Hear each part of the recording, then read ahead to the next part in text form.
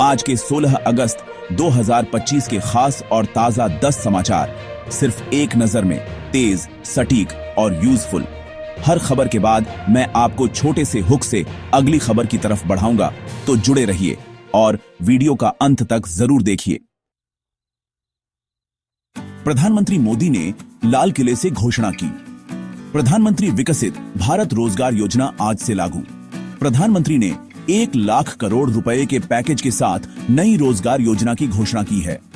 योजना का लक्ष्य उन युवाओं को पहली नौकरी पाने में मदद देना है जिनको पहले निजी क्षेत्र में प्रवेश करना है। प्रत्येक लाभार्थी को 15,000 रुपए की सहायता मिलेगी। अनुमान है कि यह 3 करोड़ 50 लाख युवाओं तक पहुंच बनाएगा। नीति से कौशल विकास और निजी नौकरी की मांग को बढ़ावा मिलने की उम्मीद है। अब बढ़ते हैं अगली खबर की तरफ। जीएसटी में क्या बदलाव आने वाला है? पीएम मोदी का बड़ा ऐलान, दिवाली तक जीएसटी में भारी कटौती और नए सुधार। भाषण में प्रधानमंत्री ने दिवाली से जीएसटी में बड़े सुधारों का आश्वासन दिया। मकसद छोटे कारोबारियों और आम जनता की खरीद क्षमता बढ़ाना है। इसमें कर दर समायोजन, रेट रिव्यू और सिस्टम सुधारों की बात कही गई ताकि कर अनुपालन आसान और डिजिटल रूप से सुलभ बने।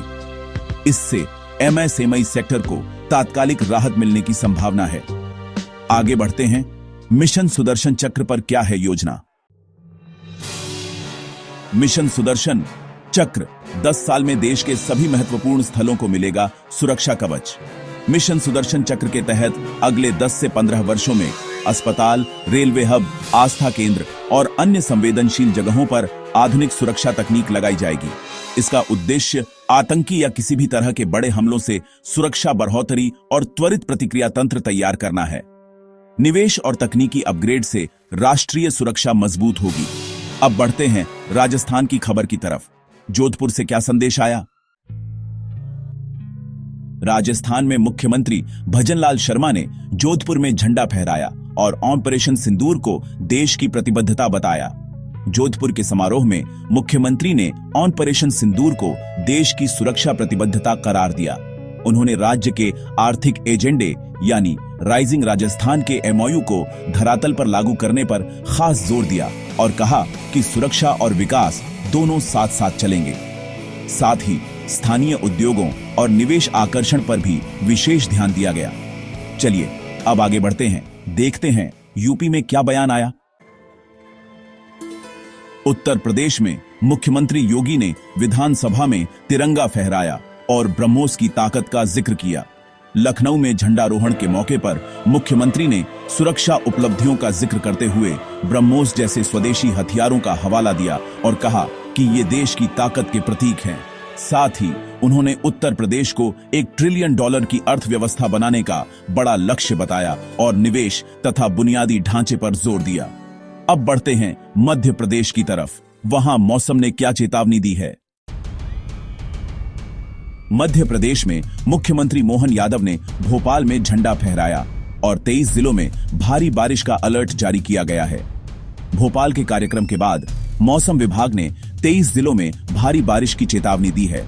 इंदौर और उज्जैन सहित कई जिलों में बाढ़ संबंधी खतरे पर नजर रखी जा रही है। प्रशासन ने बचाव और ट्रैफिक व्यवस्थाओं को सतर्क रहने को कहा है ताकि स्वतंत्रता दिवस समारोहों और जनसमूहों को सुरक्षित रखा जा सके। आगे बढ़ते हैं, देखते हैं बिहार में क्या बड़े ऐलान हुए। बिहार में मुख्यमंत्री नीतीश कुमार ने गांधी मैदान में झंडा फहराया और परीक्षा शुल्क घटाकर 100 रुपए कर दिया। पटना में सीएम ने कई घोषणाएं की। परीक्षा शुल्क को सिर्फ 100 रुपए किया गया ताकि आर्थिक रूप से कमजोर छात्रों की भागीदारी बढ़ सके।